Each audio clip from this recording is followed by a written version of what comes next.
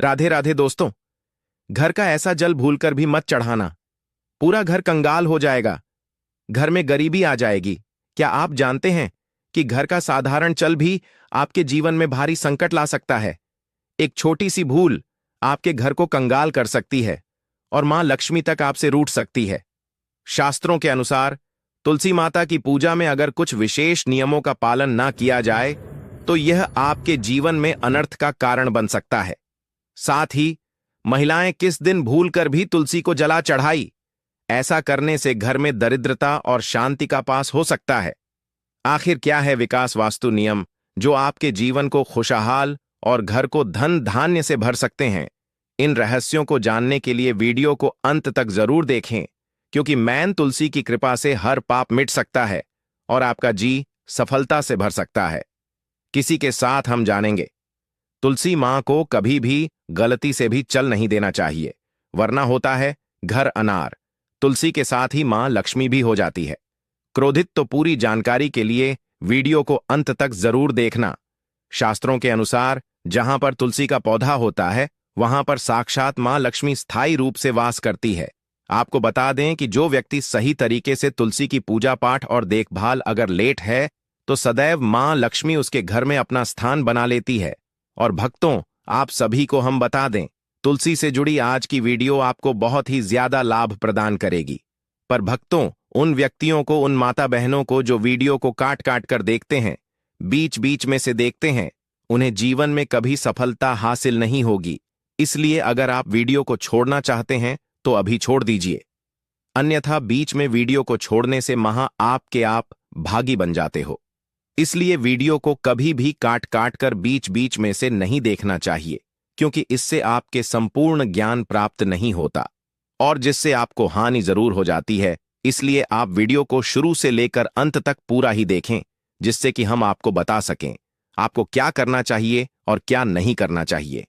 माताएं बहनों, आप सभी को हम बता दें कि आपके इस चैनल आपको कभी कोई गलत जानकारी नहीं देगा। तुलसी में डाल दें, ये एक चीज पैसे गिनते गिनते तक हो जाओगे रातों रात माला माल। नमस्कार दोस्तों, आप सभी का स्वागत है। दोस्तों, हमें तुलसी में कौन सा जल कभी नहीं डालना चाहिए और कौन सी चीज हमें तुलसी की जड़ में डीडीए देनी चाहिए। आज की इस वीडियो में हम आपको ऐसी कुछ बातें बताने वाले हैं जिन बातों को आपको जानना बेहद ही जरूरी है। अगर आप इन बातों का पालन नहीं करेंगे तो आपको अपने जीवन में बहुत सी कठिनाइयों का सामना भी करना पड़ सकता है। अगर आप इन बातों का पालन करेंगे तो आपको जीवन में अधिक लाभ मिलेगा। तो चलिए जानते हैं आज की वीडियो में। इसके अलावा अगर आप तुलसी के नीचे यह एक चीज बांध देते हैं तो आपको मां तुलसी का ढेर सारा आशीर्वाद मिलता है और आपके घर में मां लक्ष्मी का सदैव ही निवास रहता है। दोस्तों, तुलसी का पौधा घर में होना परिवार के प्रत्येक सदस्य के लिए लाभकारी होता है। यह पौधा हर प्रकार से उपयोगी होता है।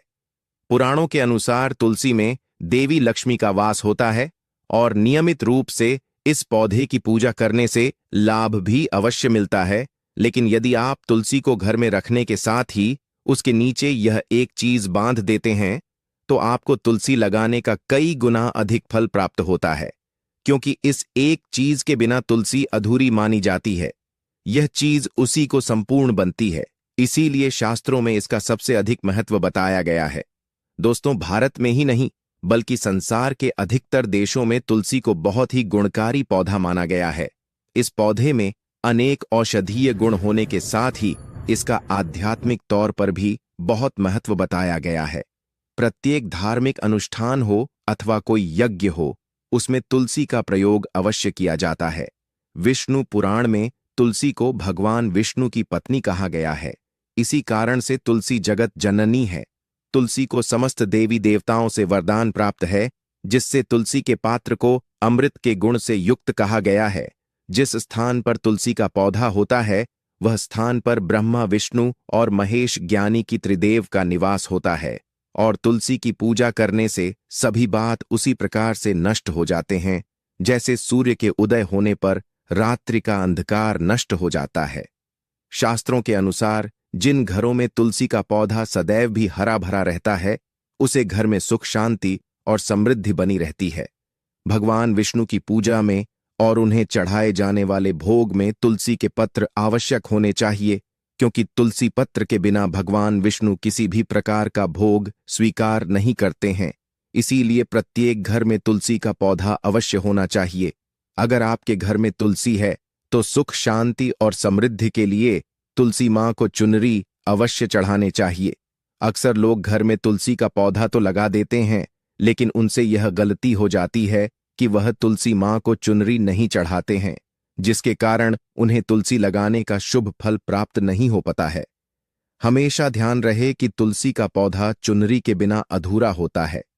तुलसी केवल एक पौधा नहीं है, बल्कि वह देवी है, विष्णु पत्नी है। उन्हें हम अपनी माता मानते हैं, इसीलिए तुलसी को चुनरी अवश्य ही चढ़ाने चाहिए। इससे पति पत्नी में प्रेम और विश्वास बढ़ता है। घर में रहने वाली महिलाएं श्रद्धा, सुहागन और सौभाग्यशाली रहती हैं। लेकिन तुलसी को चुनरी चढ़ाते समय आपको यह बात ध्यान में रखनी चाहिए कि आप तुलसी को लाल रंग की चुनरी न चढ़ाएं। लाल रंग का संबंध मंगल ग्रह से होता है और बुध ग्रह तुलसी से संबंधित होता है।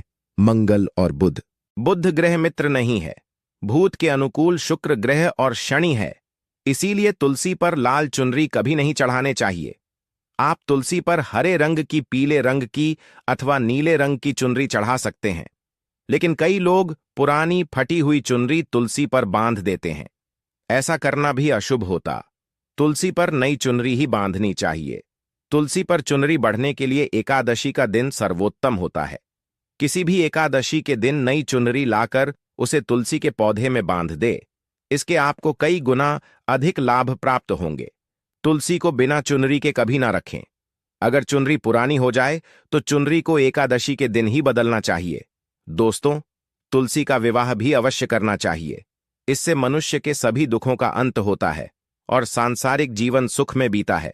दोस्तों, कुछ लोग जाने अनजाने में तुलसी के पास ऐसी चीज रख देते हैं जिससे तुलसी का अपमान होता है। तुलसी का पौधा बहुत ही संवेदनशील होता है। इसकी अच्छी तरह से देखभाल करनी पड़ती है, तभी इसके शुभ फल प्राप्त होते हैं। इसीलिए तुलसी के पौधे के पास आपको अपने मुख से अपशब्द नहीं बोलनी चाहिए। तुलसी के पास भूल से भी जूते, चप्पल अथवा झाड़ू पोछा नहीं रखना चाहिए। इसे आप मान गया है, जहां पर तुलसी का पौधा हो उस स्थान के आसपास थूकने से घोर अनर्थ होता है। तुलसी के पास जल से भरा हुआ पात्र भी नहीं रखना चाहिए। तुलसी के पौधे के पास दीपक जलाने के बाद दीपक को वहां से हटा देना चाहिए, क्योंकि तुलसी के नीचे बुझा हुआ दीपक रखना अशोक माना जाता है। जिस स्थान पर भी तुलसी का पौधा होता है वह स्थान को हमेशा ही स्वच्छ रखना चाहिए। इसीलिए नियमित रूप से तुलसी के पौधे का पास साफ सफाई का ध्यान रखें। तुलसी के पौधे में शिवलिंग और गणेश जी की प्रतिमा नहीं रखनी चाहिए। साथ ही तुलसी के गमले में अन्य किसी भी प्रकार का पौधा भी लगाना अशुभ होता है। तुलसी के पौधे के पास कपड़े भी नहीं सुखाने चाहिए, अन्यथा कपड़ों से गंदा पानी तुलसी के पौधे पर गिर सकता है। ध्यान रहे, तुलसी के पौधे को नाखून से नहीं तोड़ना चाहिए, इससे तुलसी का अपमान होता है। यदि तुलसी के पत्ते सूख कर गिर जाते हैं तो उन्हें कचरे में नहीं फेंकना चाहिए। उन बातों को आप तुलसी की मिट्टी में ही दबा दें। रविवार के दिन तुलसी के पत्ते नहीं तोड़ने चाहिए और रविवार को तुलसी को जल भी नहीं चढ़ाना चाहिए। बाकी अन्य दिन नित्य बिना चुके तुलसी को सुबह जल देना चाहिए और शाम के समय एक दीपक जलाना चाहिए। अक्सर महिलाएं स्नान के बाद अपने बाल खुला रखकर ही तुलसी को जल देती हैं। ऐसा करना गलत होता है। महिलाओं को हमेशा ही अपने बाल बांधकर माथे पर सिंदूर लगाकर ही तुलसी में जल देना चाहिए। इससे तुलसी का आशीर्वाद प्राप्त होता है। घर में तुलसी का पौधा लगाते समय ध्यान रहेगी, आप इसके लिए गांधी मिट्टी का उपयोग न करें। तुलसी के पौधे के लिए शमशान की अथवा गंदगी वाले स्थान की मी का कभी उपयोग नहीं करना चाहिए। इससे तुलसी मां रूठ जाती है और सूखने लगती है। तुलसी का पौधा कभी गंदे स्थान पर नहीं लगना चाहिए, जैसे नाली अथवा बाथरूम के पास तुलसी का पौधा कभी नहीं रखना चाहिए, अन्यथा गंदा पानी तुलसी के पौधे में गिर सकता है, जो बहुत ही अशुभ माना गया है। घर में तुलसी का पौधा कभी सूखना नहीं चाहिए। शास्त्रों में ऐसी मान्यता है कि तुलसी का पौधा सूखना अकाल मृत्यु की सूचना देता है। घर में तुलसी का पौधा सूख जाए तो घर की सुख समृद्धि खत्म हो जाती है। सूखी हुई तुलसी में मां लक्ष्मी का वास नहीं होता है। वास्तुशास्त्र के अनुसार तुलसी का पौधा सूख जाए तो यह आने वाली किसी विपत्ति या दुर्घटना का संकेत होता है। इसीलिए तुलसी का अच्छे से ख्याल रखना चाहिए। उसे नीचे जल्दी कर हरा भरा रखना चाहिए। तुलसी में कभी भी किसी प्रकार के केमिकल नहीं डालने चाहिए। केवल खाद्य पदार्थ और गोबर का प्रयोग करना चाहिए। साथ ही इस बात का ख्याल रखें कि तुलसी में मकड़ी के जाले अथवा कीड़े नहीं लगने चाहिए। ऐसे स्थान पर लक्ष्मी वास नहीं करती है।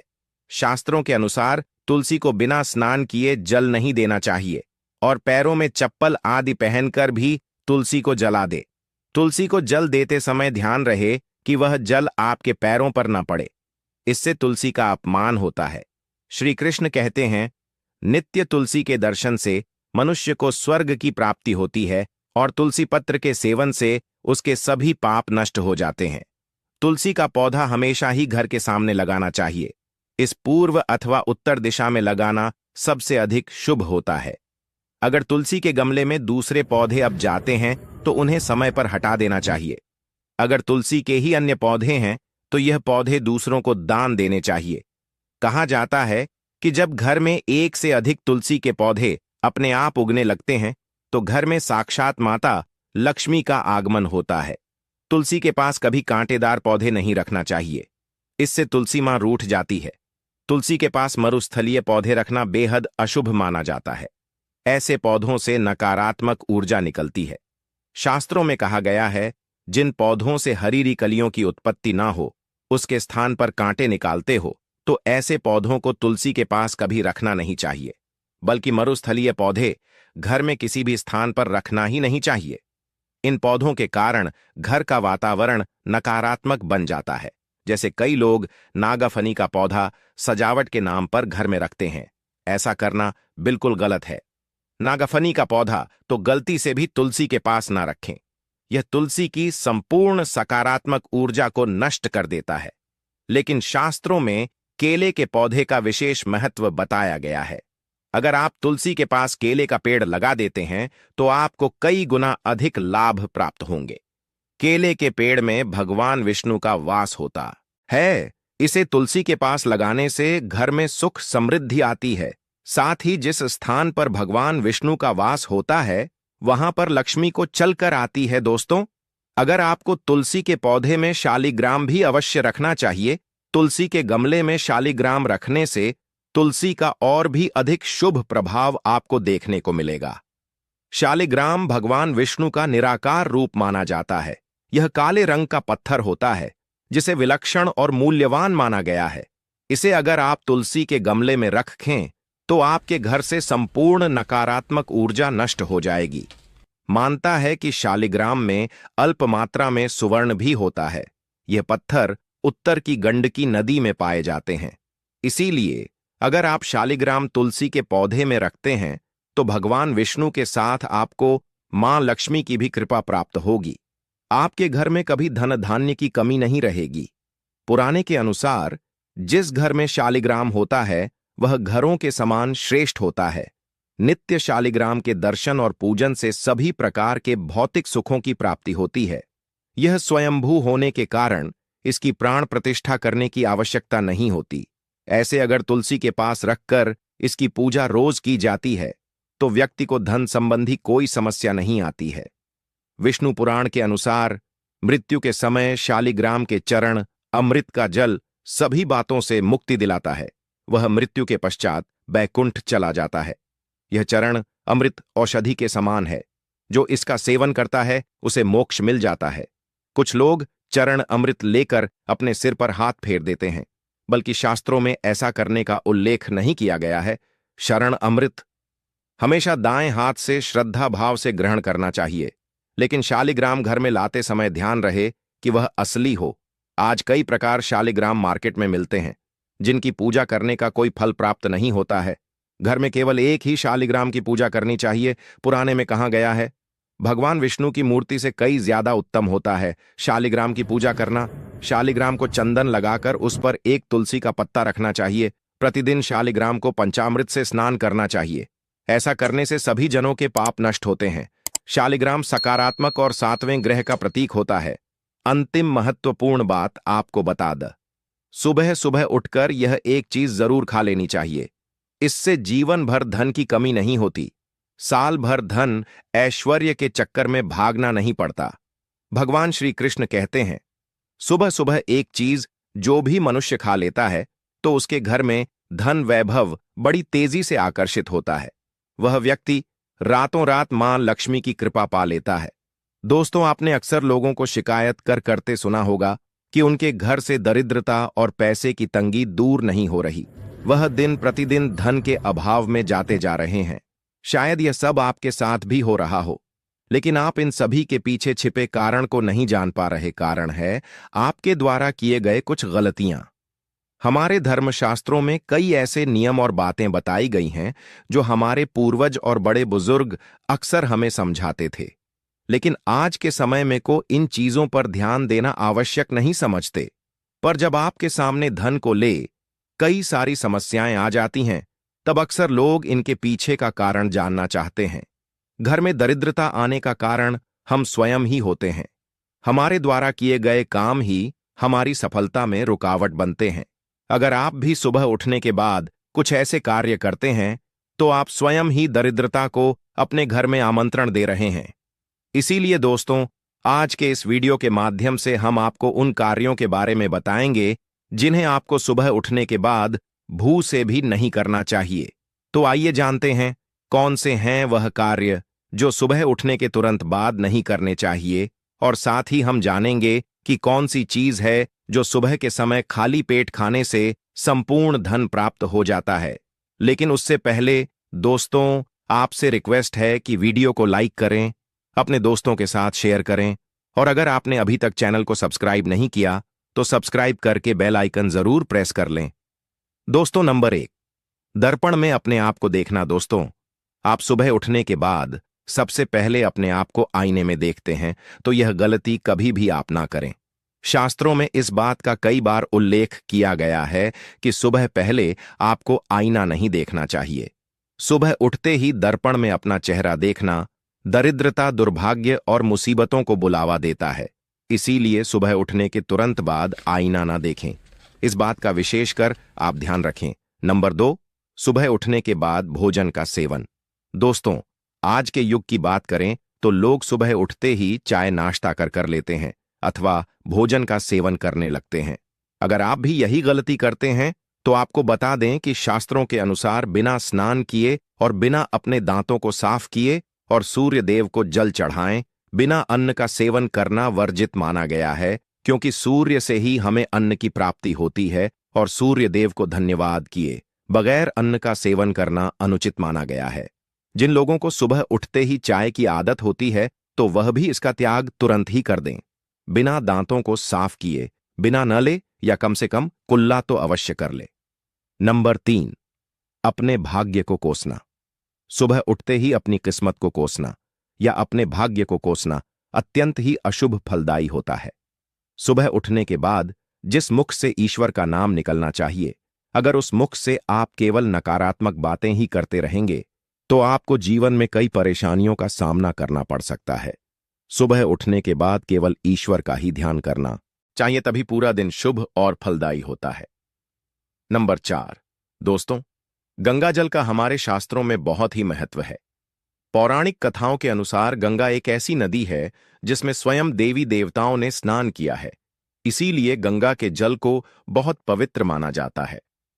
रात को सोते समय तांबे के लोटे वाले जल में थोड़ा सा गंगा जल भरकर अवश्य रखें और पूरी रात भर अपने सिरहाने के पास रखें, और सुबह के समय इस जल को लेकर अपने बिस्तर पर इसके छींटे मारे, फिर जल को पी ले। नियमित ऐसा करें। भगवान कृष्ण कहते हैं कि नियमित जो भी मनुष्य ऐसा कर ले तो उसे युगों युगों की प्राप्ति हो जाती है। ऐसा व्यक्ति लक्ष्मी की कृपा से रंक से राजा बन जाता है।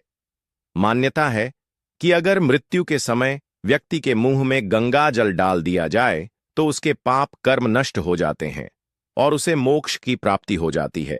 गंगा जल कभी भी अशुद्ध नहीं होता और ना ही यह कभी भी शुद्ध होता है। नंबर 5, अगर आप चाहते हैं कि आपके जीवन से नकारात्मकता और दरिद्रता का नाश हो जाए तो आप सुबह उठने के बाद यह काम अवश्य करें। सुबह सुबह सबसे पहले दर्पण में खुद को न देख। आप भगवान कृष्ण जी, आपने ठाकुर जी के दर्शन करें, नहीं तो सुबह उठते ही हनुमान जी के दर्शन करें। अपने कमरे के सामने की दीवार पर उनकी मनमोहक तस्वीर अवश्य लगाएं और सुबह उनका दर्शन करने से मनुष्य के जीवन में उन्नति होती है। लेकिन क्या आपने कभी सोचा है कि इस पवित्र पौधे में भी जल चढ़ाने के विशेष नियम हैं और एक निश्चित समय में ही इसमें जल चढ़ाना चाहिए जिससे समृद्धि बनी रहे। आइए ज्योतिर्विद्या द्विवेदी जी से जानें कि तुलसी के पौधे में जल चढ़ाने का सही समय क्या है जिससे आपको शुभ फलों की प्राप्ति हो। तुलसी के पौधे में किस समय चढ़ाएं? जल ज्योतिष के अनुसार यदि आप तुलसी के पौधे में सूर्योदय से पहले जल चढ़ाती हैं तो आपके लिए बहुत शुभ माना जाता है। यदि आप इस समय पर तुलसी में जल देती हैं तो आपको इसका सबसे उत्तम फल मिलता है। दरअसल किसी भी पूजा पाठ के लिए सूर्योदय से पहले का समय सबसे अच्छा माना जाता है और तुलसी में माता लक्ष्मी का वास होता है। इसलिए यदि आप इसमें सही समय पर जल चढ़ती हैं तो आपको माता लक्ष्मी की कृपा दृष्टि भी प्राप्त होती है। यदि आप तुलसी में जल चढ़ाने से पहले अन्न ग्रहण न करें तो और ज्यादा शुभ माना जाता है। तुलसी में जल चढ़ाने के नियम। यदि आप तुलसी में नियमित रूप से जल चढ़ाती हैं तो प्रातः जल्दी उठकर स्नान आदि से मुक्त होकर साफ वस्त्रों में तुलसी को जल दें। तुलसी के पौधे को यदि आप तांबे के लोटे से जल देंगी तो आपके लिए अत्यंत शुभ होगा। ऐसी मान्यता है कि प्रातःकाल शरीर और मन दोनों पवित्र होते हैं, इसलिए यदि आप इस समय तुलसी में जल चढ़ाती हैं तो इसे बहुत लाभकारी माना जाता है। तुलसी के पौधे में जल चढ़ते समय आपका मुख पूर्व दिशा की तरफ होना चाहिए। आप ईशान कोण में ना रखें। यह चीजें की तरफ भी तुलसी के पौधे में जल चढ़ा सकती हैं। तुलसी के पौधे में हमेशा जड़ी की तरफ से जल चढ़ाना चाहिए जिससे इसका प्रभाव पूरे पौधे पर होता है। इस समय भूल कर भी ना चढ़ाएं। तुलसी में जल। यदि आप तुलसी में जल चढ़ाती हैं तो आपको भूलकर भी दिन के 12 बजे के बाद जल नहीं चढ़ाना चाहिए। वहीं आपको रात के समय भी तुलसी में जल न चढ़ाने की सलाह दी जाती है। वहीं मान्यता यह भी है कि आपको संध्या काल के बाद तुलसी का स्पर्श भी नहीं करना चाहिए। ऐसा करने से माता लक्ष्मी आपसे नाराज हो सकती हैं और आपको धन हानि हो सकती है। आपको एकादशी तिथि के दिन भी तुलसी के पौधे में जल न चढ़ाने की सलाह दी जाती है, क्योंकि इस दिन माता तुलसी भगवान विष्णु के लिए निर्जला उपवास रखती हैं। आपको रविवार के दिन भी तुलसी के पौधे में जल नहीं चढ़ाने चाहिए। तुलसी में बहुत ज्यादा मात्रा में एक साथ जल नहीं चढ़ाना चाहिए। तुलसी में जल चढ़ाने के फायदे। यदि आप ज्योतिष की माने तो तुलसी में जल चढ़ाने से घर की नकारात्मक ऊर्जा दूर होती है और आपको धन लाभ हो सकते हैं, क्योंकि इससे माता लक्ष्मी प्रसन्न होती हैं। घर में आने वाली समस्याओं को कम करने में मदद मिलती है और घर में सकारात्मक ऊर्जा का प्रवेश होता है। तुलसी में जल चढ़ने से भगवान विष्णु की कृपा भी प्राप्त होती है, क्योंकि तुलसी को विष्णु प्रिया माना जाता है। आपको तुलसी में जल चढ़ाने के साथ इसके पास दीपक जलाने की सलाह भी दी जाती है। सनातन हिंदू धर्म में तुलसी के पौधे का महत्व सबसे अधिक है। इसकी सबसे पहले पूजा भगवान विष्णु जी ने की थी। भोले कन्हैया कहते हैं। जिस प्रकार देवी लक्ष्मी से वैकुंठ को ऐश्वर्य प्राप्त है, उसी प्रकार वैकुंठ में तुलसी के कारण ही पवित्रता प्राप्त है। पृथ्वी लोक पर जिस स्थान पर भी तुलसी का पौधा होगा, उस स्थान पर कभी बुराई का वास नहीं होगा।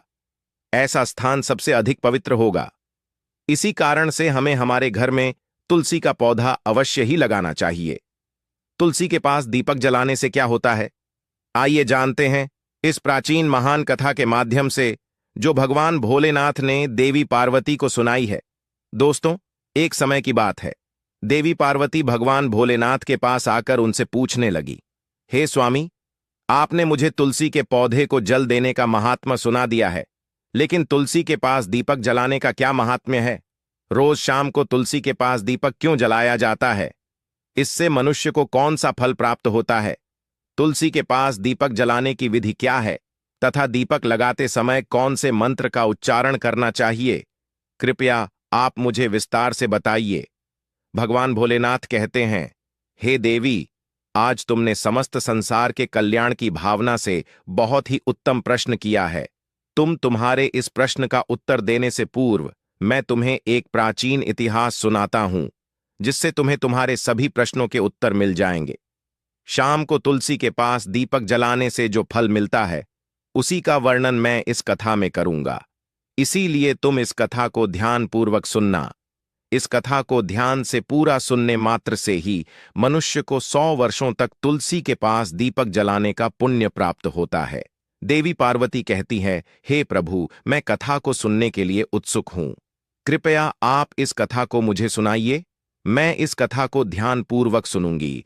तब भगवान भोलेनाथ देवी पार्वती को वह कथा सुनाने लगते हैं। हे देवी, पूर्व काल की बात है। दक्षिण दिशा में कावेरी नाम की एक बहुत बड़ी नदी है। उसी नदी के किनारे अवंतिका नाम का एक अत्यंत सुंदर नगर बसा हुआ है। उसी नगर में कन्हैया लाल नाम के एक ब्राह्मण निवास करते थे। वे अत्यंत गुणवान, चरित्रवान, धर्म कार्य करने वाले तथा वेदों के मार्ग पर चलने वाले थे।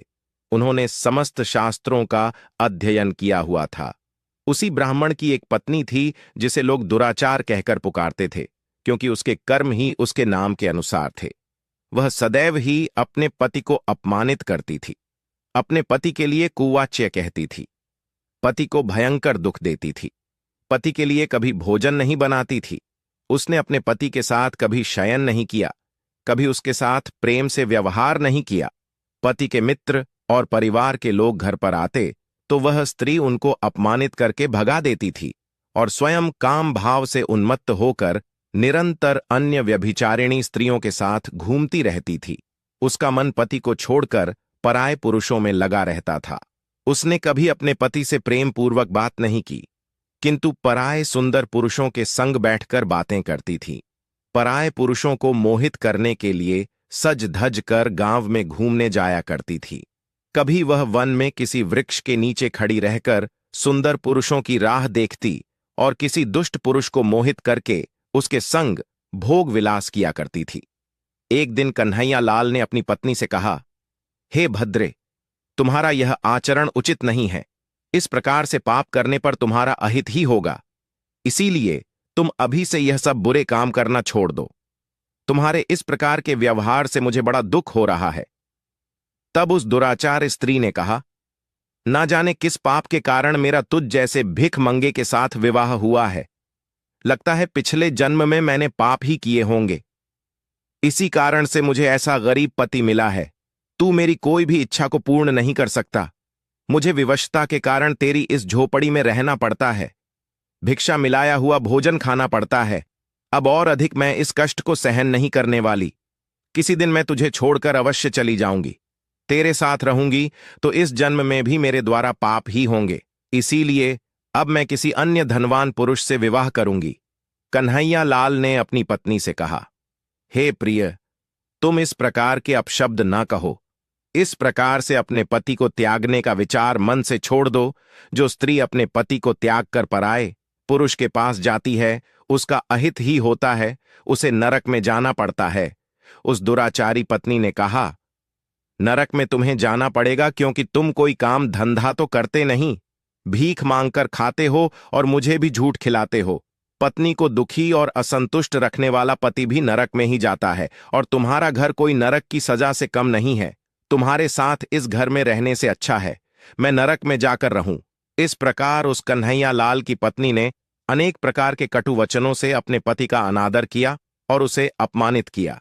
भोलेनाथ कहते हैं, हे देवी, जो स्त्री अपने पति का अनादर करती है, जो अपने पति का अपमान करती है, उसके घर में दुर्भाग्य ही आता है।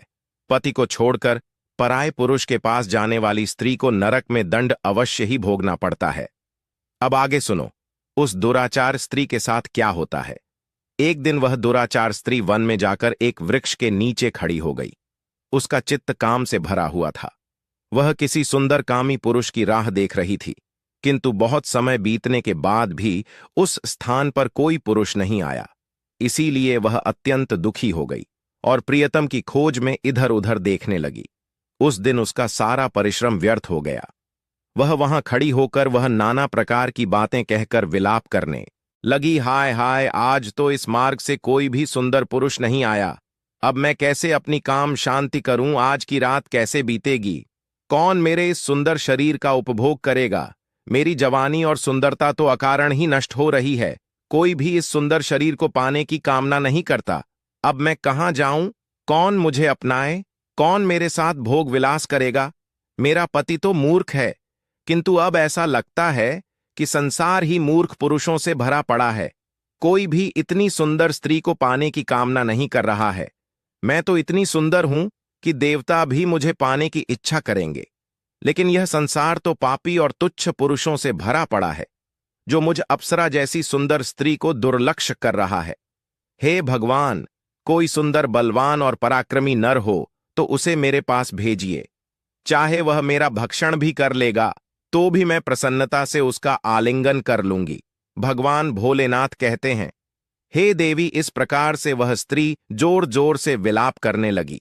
उसी जंगल में एक भयानक बाघ निवास करता था। उस पापिनी स्त्री की आवाज सुनकर वह जाग गया और उछलकर उस स्त्री का भक्षण करने के लिए उसके पास आ गया। उस बाघ का नाम था ध्वंस। ध्वंस का रूप अत्यंत भयानक था। उसका शरीर काले और नारंगी धारियों से युक्त था, जो जंगल की छाया में घुल मिल जाता था। उसकी आंखें अंगारे की तरह लाल थीं, जो अंधेरे में भी चमकती थीं। उसके जबड़े से लंबे तीक्ष्ण दांत बाहर निकले हुए थे, जो किसी भी जीव को चीरने के लिए पर्याप्त थे। उसकी गहरी गर्जना पूरे वन में गूंजती थी, जिससे आसपास के जीव कांप उठते थे। ध्वंस की लंबी मजबूत पूंछ उसकी ताकत का प्रतीक थी। वह अपनी मांसल बलिष्ठ टांगों से जंगल में तेजी से दौड़ सकता था। ध्वंस का पूरा शरीर शक्तिशाली मांसपेशियों से भरा हुआ था, जिससे वह एक ही झपट्टा में अपने शिकार को धराशायी कर सकता था। उसकी नाक से बार बार गर्म सांसें निकलती, मानो वह हर पल अपने अगले शिकार की तलाश में हो। ध्वंस का एकमात्र लक्ष्य उन पापी और दुराचारी लोगों का भक्षण करना था, जिन्हें उसकी नियति ने उसे सौंपा था। उस भयंकर बाघ को अपने सामने खड़ा हुआ देखकर उस स्त्री के पसीने छूटने लगे। वह भय से थरथर कांपने लगी।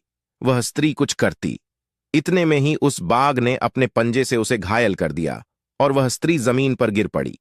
जमीन पर गिरते ही वह स्त्री चिल्लाते हुए बोली, अरे बाघ, तू किस लिए यहां पर आया है? मुझे क्यों मार रहा है? मैं यहां पर अपने प्रियतम को खोज रही थी। तू मुझे छोड़ दे। मेरा भक्षण करके तुझे क्या मिलेगा? उस स्त्री की यह बात सुनकर वह भयानक बाघ क्षण भर के लिए रुक गया और हंसते हुए बोला, हे दुष्टा, आज विधाता ने तुझे मेरा ग्रास नियुक्त किया है। तुझ जैसी पापिनी स्त्रियों का भक्षण करना ही मेरा काम है। तभी मुझे इस शरीर से मुक्ति मिलेगी। वह स्त्री कहने लगी, हे बाघ, तुम कौन हो? मुझे सच सच बताओ, तुम्हें किस कारण से बाघ होना पड़ा और तुम मुझ जैसी स्त्रियों का भक्षण क्यों करते हो? पहले मुझे सारी बात बताओ और फिर मेरा भक्षण करो। फिर ध्वंस नाम का वह बाघ कहने लगा, हे पापिनी, मैं तुम्हें मेरे पूर्व जन्म का वृतांत सुनाता हूं कि किस कारण से मुझे बाघ होना पड़ा। पूर्व काल में दक्षिण देश में अमलापाहा नाम की एक पवित्र नदी बहती थी। उसी नदी के तट पर मुनिपर्णा नाम की एक नगरी बसी हुई थी। यह नगरी अपने सुंदर मंदिरों, शांत वातावरण और धार्मिक अनुष्ठानों के लिए प्रसिद्ध थी। वहां एक ब्राह्मण का परिवार निवास करता था। मैं उस परिवार में जन्मा था। मेरा नाम वेदानंद था। मेरे पिता एक आदर्श ब्राह्मण थे, जो यज्ञ हवन और धार्मिक अनुष्ठानों का पालन करते थे। उस बाघ ने आगे कहा, हे स्त्री, मैंने अपनी किशोरावस्था में वेदों का अध्ययन किया